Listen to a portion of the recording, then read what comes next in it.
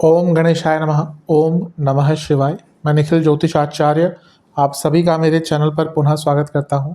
आशा करता हूं कि आप सभी स्वस्थ होंगे। महादेव की कृपा आप सभी पर सदैव बनी रहे।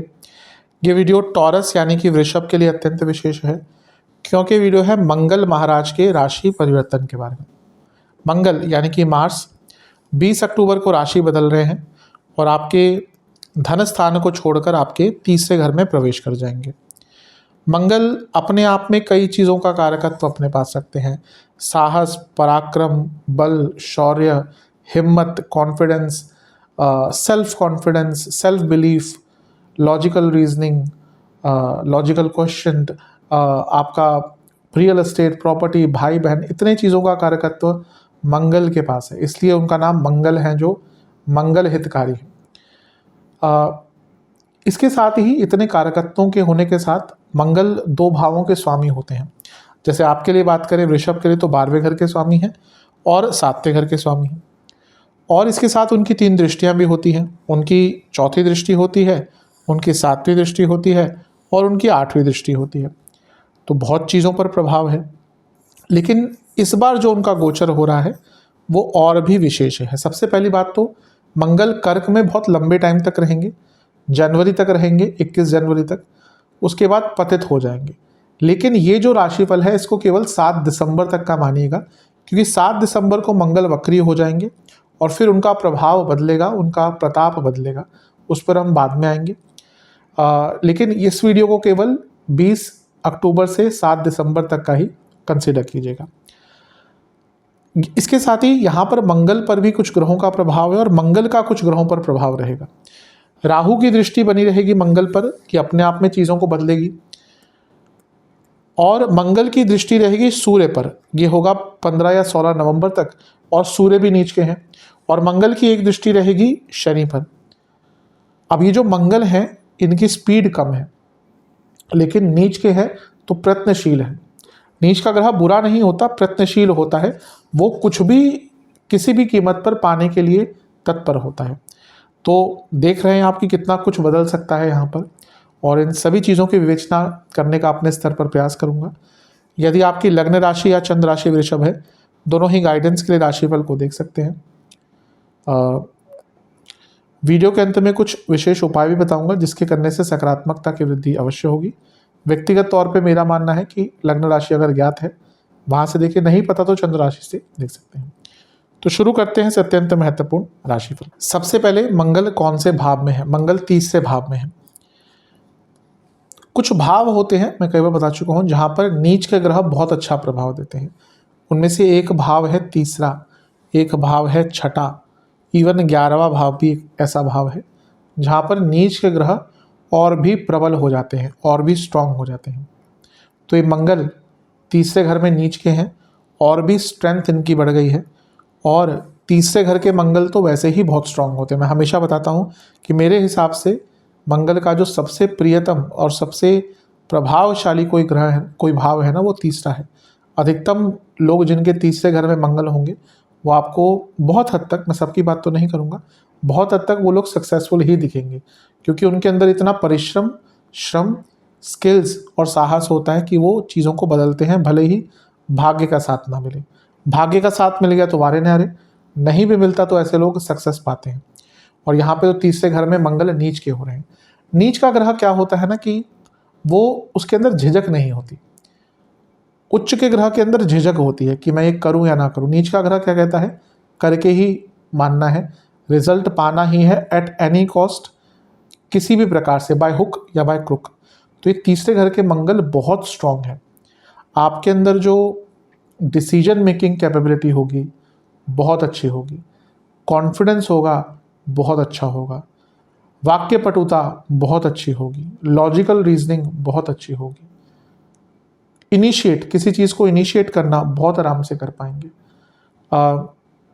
कोई स्किल सीखना बहुत आराम से कर पाएंगे।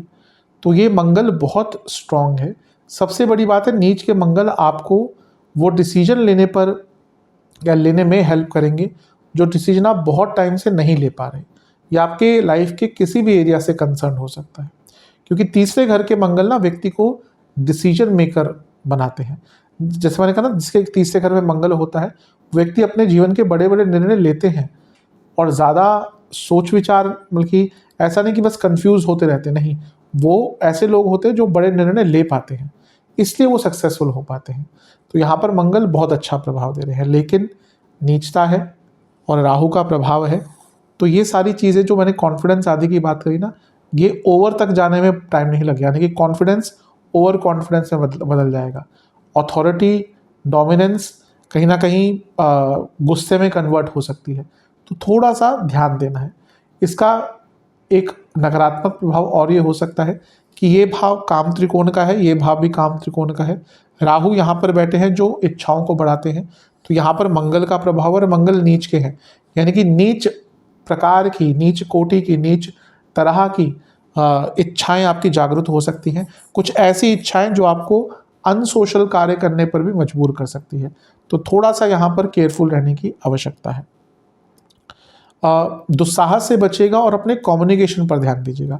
एक तो नीच के मंगल तीसरे घर में और राहु का प्रभाव, यानी कि जो आप बोलेंगे, करना चाहेंगे या सोचेंगे, उसमें कभी कभी एक समन्वय नहीं बैठेगा और कम्युनिकेशन गैप आपके बहुत लोगों से आ सकते हैं, तो उस पर जितना ध्यान देंगे उतना अच्छा है। और पुनः कहूँगा, नीच के मंगल तीसरे घर में कभी कभी व्यक्ति के अंदर एग्रेशन भी बहुत ले आते हैं, तो अपने एग्रेशन पर कंट्रोल कीजिएगा, अन्यथा तो ये सही है। मंगल तीसरे घर में है जो चौथे से 12वां भाव है, यानी कि प्रॉपर्टी बेचना चाहते हैं अपनी कोई, बहुत अच्छा टाइम है। स्पेशली देखिए, ये समय उन लोगों के लिए बहुत अच्छा होगा जिनकी कोई प्रॉपर्टी फंसी हुई थी। फॉर एग्जांपल, आपकी कोई प्रॉपर्टी फंसी हुई है, बिल्डर के पास है, अब रीसेल भी नहीं हो रही, पोजेशन भी नहीं मिल रहा, अब बीच में आपको कोई ग्राहक मिल गया, वो बोलता है कि ठीक है मुझे सस्ते में बेच दो, मैं देख लूँगा जो करना है। यानी कि कोई प्रॉपर्टी फंसी हुई थी, कोई लीगल केस चल रहा था, कोई मिल जाता है, ठीक है मेरे को दे दो, सस्ते में दे दो, मैं देख लूँगा, निपट लूँगा। तो अपनी कोई फंसी हुई प्रॉपर्टी भी बेचने का यहाँ पे बहुत अच्छा योग है। प्रॉपर्टी बेचने के लिए अच्छा योग है, कोई फंसी हुई प्रॉपर्टी बेचने का भी योग बहुत अच्छा है।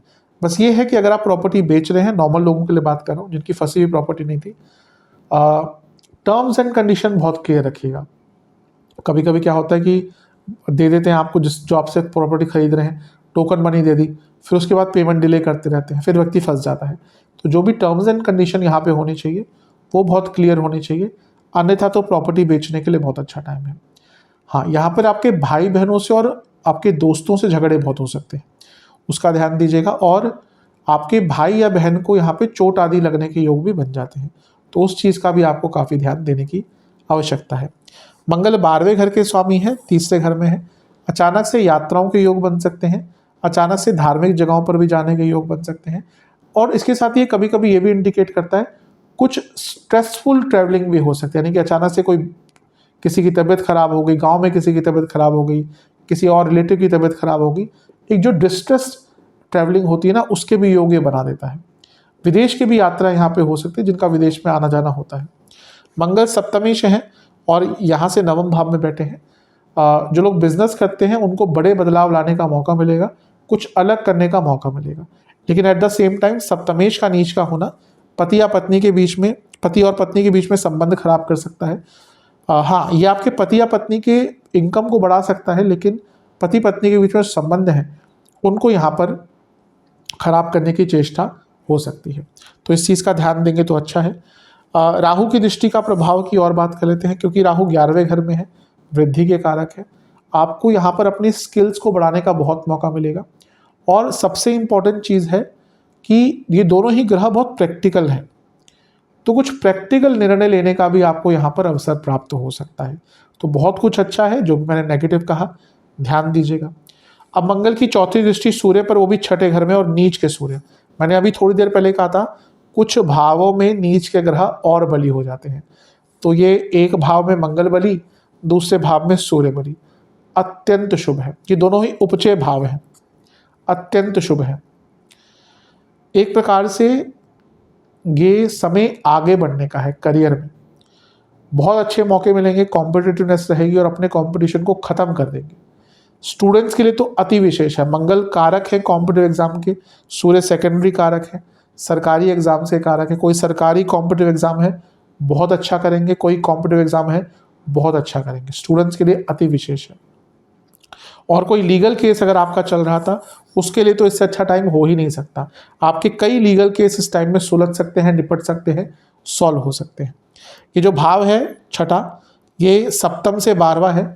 तो मैरिड लाइफ में भी जिनका ये प्रॉब्लम चल रही थी, यानी कि जो डाइवोर्स की तरफ जाना चाहते थे लेकिन एक सर्टेनिटी नहीं आ रही थी कि कैसे आगे बढ़े, उनके लिए स्पेशली कह रहा हूँ, उनके लिए अच्छा ही है। क्योंकि जब देखिए एक ऐसी स्थिति में जब आ जाते हैं कि और कोई रास्ता बचता ही नहीं है, तो वहाँ पे जो विवाह को अंत करना ही कभी कभी एक अच्छा सिनेरियो होता है। तो यहाँ पर जो लोग विवाह के अंत की तरफ जाना चाहते थे, उनको भी एक मौका मिल सकता है अपनी चीज़ों को सुलझाने का। आपके अंदर कॉम्पिटिटिव स्पिरिट बहुत रहेगी और डिटर्मिनेशन तो अलग ही लेवल की रहेगी। वैसे भी डिटर्मिनेशन बहुत होती है वृषभ वालों में, यहाँ पर तो अलग ही लेवल की डिटर्मिनेशन आपके अंदर रहने वाली है। तो बहुत अच्छा प्रभाव यहाँ पर दिख रहा है, इन सब चीज़ों का लाभ उठाएगा। लेकिन पुनः यहाँ पर गुस्सा रहेगा, इरिटेशन रहेगी। और ये जो मंगल है ना, ये चौथे घर के स्वामी है इमोशंस, छठा घर क्या है, इरिटेशन, और मंगल का प्रभाव इरिटेशन। तो इरिटेटेड बहुत फील करेंगे और छोटी छोटी बातों पर ना बहुत रिएक्टिव हो जाएंगे, तो इस पर ध्यान देना है। और इसके साथ ही यहाँ पर आपका अपने घर के बड़ों से भी कुछ झगड़ा होने के योग बन जाते हैं। मंगल की 7वीं दृष्टि नवम भाव पर, अब एक प्रकार से अच्छा है। क्यों? क्योंकि अपनी उच्च की राशि को देख रहे हैं, तो ये अच्छा है, तो भाग्य का साथ मिलेगा। इसके साथ ही मंगल 12वें घर के स्वामी हैं, नवम भाव को देख रहे हैं कि पुनः कोई धार्मिक यात्रा के योग बनाता है, ये भी अच्छा है। और इसके साथ ही क्योंकि वो केंद्र के स्वामी है, भाग्य स्थान को देख रहे हैं, यानी कि आपका भाग्य आपके जीवन में आगे बढ़ने के लिए आपको हेल्प करेगा। लेकिन बुरा प्रभाव क्या है, नीच के मंगल और सूर्य भी नीच के, सूर्य क्या है, बॉसेस के कारक, 9वां भाव क्या है, बॉसेस का, नीच के मंगल की दृष्टि, यानी कि बॉसेस के साथ बहुत प्रॉब्लम्स हो सकती है, बॉसेस के साथ झगड़े बहुत बड़े स्तर पर हो सकते हैं और बॉसेस के साथ मतभेद बहुत हो सकते हैं। तो इस पर थोड़ा सा ध्यान दीजिएगा। अपने पिताजी की सेहत पर भी ध्यान दीजिएगा, क्योंकि वहाँ पर भी थोड़ा सा नकारात्मक प्रभाव यहाँ पर दिख सकता है। मंगल की जो 8वीं दृष्टि है वो रहेगी 10वें घर पर और शनि पर। अब यहाँ पर मैं हमेशा कहता हूँ शनि मंगल डिस्ट्रक्टिव कंस्ट्रक्टिव दोनों हो सकते हैं। अब क्योंकि मंगल 12वें घर के स्वामी है और शनि को देख रहे हैं जो 10वें घर के स्वामी है, जॉब चेंज के योग बनते हैं, विदेश में जॉब के योग बनते हैं। मंगल 7वें घर के स्वामी है, शनि को देख रहे हैं जो 10वें घर के स्वामी है, ये प्रमोशन के योग बनाते हैं। और मंगल 9वें भाव को भी देख रहे हैं और 10वें घर को भी देख रहे हैं, यानी कि आपके करियर में डिपार्टमेंटल ट्रांसफ़र के योग भी बन जाते हैं, अच्छा है। लेकिन पुनः मंगल का 9वें भाव को देखना, बॉसेस, और 9वें भाव के स्वामी को देखना, यानी कि कार्य क्षेत्र में सच में ये जो टाइम है ये बॉसेस के साथ और मैनेजमेंट के साथ संबंध खराब होने के चांसेस बहुत ज़्यादा हैं। तो बहुत केयरफुल रहिएगा, क्योंकि इसका एक बुरा प्रभाव आपके करियर पर पड़ सकता है। भाग्य का साथ मिलेगा, लेकिन मंगल नहीं भूलना चाहिए, नीच के हैं और सूर्य को देख रहे हैं, तो बॉसेस मैनेजमेंट दोनों से ही संबंध बिगड़ सकते हैं। कुछ लोग यहाँ पर जानबूझकर आपसे भिड़ने की कोशिश करेंगे, जानबूझ के आपको प्रवोक करने की कोशिश करेंगे, तो आपको उस चीज़ पर बहुत गहनता से विचार करना है, ध्यान देना है। अच्छा, ये राहु की दृष्टि है मंगल पर, और यहाँ पर मंगल की दृष्टि है शनि पर जो 10वें घर के स्वामी है, यानी कि शनि पर 10वें घर के स्वामी पर और 10वें घर पर मंगल और राहु दोनों का प्रभाव आ रहा है। ओवर एक्साइटेड मत हो जाइएगा। यहाँ पे हो सकता है ना आपके पास अचानक से कोई जॉब ऑफर आए और वो बहुत अच्छा हो, लेकिन उसमें कुछ टर्म्स एंड कंडीशन हो सकती है जो आपको समझ नहीं आए। आपने देखा सैलरी इतनी है, CTC इतना है, सब कुछ अच्छा है, आपने साइन कर दिया और फिर बाद में उसकी टर्म्स एंड कंडीशन कुछ अलग सामने आती है। तो अगर कोई जॉब ऑफर नया साइन करने वाले हैं इस टाइम में, बहुत केयरफुल होकर कीजिएगा, अन्यथा थोड़ी प्रॉब्लम हो सकती है। ये शनि वक्री है लेकिन मार्गीय अवस्था की तरफ जा रहे हैं, तो मंगल का प्रभाव उनको गति प्रदान करेगा, यानी कि कार्य क्षेत्र में जो एक मंद गति से चीज़ें आगे बढ़ रही थी उसमें भी आपको कुछ ना कुछ अच्छा देखने को मिलेगा। अच्छा, एक चीज़ बताना भूल गया, सूर्य जो है वो चौथे घर के स्वामी है, छठे घर में बैठे हैं, और मंगल प्रॉपर्टी के कारक है। ये भाव प्रॉपर्टी का है, मंगल कारक है, और ये लीगल चीज़ों का, अगर कोई प्रॉपर्टी को लेकर कोई लीगल केस चल रहा था उसको सॉल्व करने का बहुत अच्छा मौका है, बहुत आराम से चीज़ें कॉम्प्रोमाइज़ हो सकती है। और अगर फैमिली प्रॉपर्टी को लेकर भी कोई इशू चल रहा था उसको भी सुलझाया जा सकता है। तो ओवरऑल देखें तो बहुत अच्छा है। और यहाँ पे एक बहुत अच्छा कनेक्शन उपचय भावों का हो रहा है, यानी कि 3, 6, 10 और 11। कैसे? मंगल तीसरे में बैठे हैं, छठे को देख रहे हैं और 10वें को भी देख रहे हैं, तो ये 3, 6, 10 का कनेक्शन हो गया। और राहु का प्रभाव भी है 11वें से, तो 3, 6, 10, 11 का कहीं ना कहीं में भी इनडायरेक्टली लेकिन कनेक्शन हो रहा है। और ये जो प्रभाव है उपचय भावों का, ये व्यक्ति के जीवन को बहुत तेज गति से आगे लेकर जाता है। तो आपके लिए बहुत अच्छे रिजल्ट दिख रहे हैं। मंगल की ऊर्जा रहेगी, मंगल का प्रभाव रहेगा, और ये एटलीस्ट आपके लिए तो, वृषभ के लिए तो बहुत अच्छा प्रभाव मुझे दिख रहा है। सेहत, हाँ एक चीज़ मैं बताना भूल गया, मंगल 12वें घर के स्वामी हैं और तीसरे घर में बैठे, खर्चे बहुत होने वाले हैं। अपने ऊपर, फैमिली के ऊपर, अपनी इच्छाओं के ऊपर बहुत खर्चे होंगे। सेहत को लेकर क्या प्रॉब्लम? खाने को लेकर बहुत प्रॉब्लम होगी, पेट के रोग होंगे, एसिडिटी रहेगी, गले के रोग बहुत तंग करेंगे, इन्फेक्शंस बहुत हुआ करेंगे आपको, और नसों के रोग और लोअर बैक में काफ़ी दर्द रहेगी। जिनको इंटेस्टाइन, लिवर और गॉल ब्लैडर इनकी प्रॉब्लम्स है, उनको यहाँ पर काफ़ी ध्यान देना पड़ेगा। तो ओवरऑल देखा जाए अच्छा ही प्रभाव है। जो मैंने नेगेटिव चीज़ें कही हैं ध्यान दीजिएगा। अब उपाय की बात कर लेते हैं। ये कुछ सरल उपाय हैं जो आपको करने हैं। सबसे पहले तो एक मीठी रोटी बनानी है गुड़ के साथ, यानी कि चीनी की जगह गुड़ का उपयोग करना है। मीठी रोटी बनाइएगा, उसमें इलायची और सौंफ का उपयोग करना है। इसके साथ ही आपको बजरंगबली के सामने बैठकर 2 घी के दिए उनको अर्पण करने हैं। मंगल देवता का एक मंत्र है, ओम भूमिपुत्राय नमः। इस मंत्र का 108 बार जाप करना है। जो मीठी रोटी आपने बनाई है उसका भोग लगाना है। कुछ गुलाब के पुष्प अर्पण करने हैं। और मंगल की उग्रता को दुर्गा जी के पूजा के द्वारा, उपासना द्वारा थोड़ा कंट्रोल किया जा सकता है। तो वहीं पर बैठकर आपको दुर्गा चालीसा का भी 3 बार पाठ करना है। और इसके साथ ही आपको शिवलिंग का गंगा जल से अभिषेक करके चंदन का विलेपन करना है। कोई भी पुष्प माला अर्पण करनी है।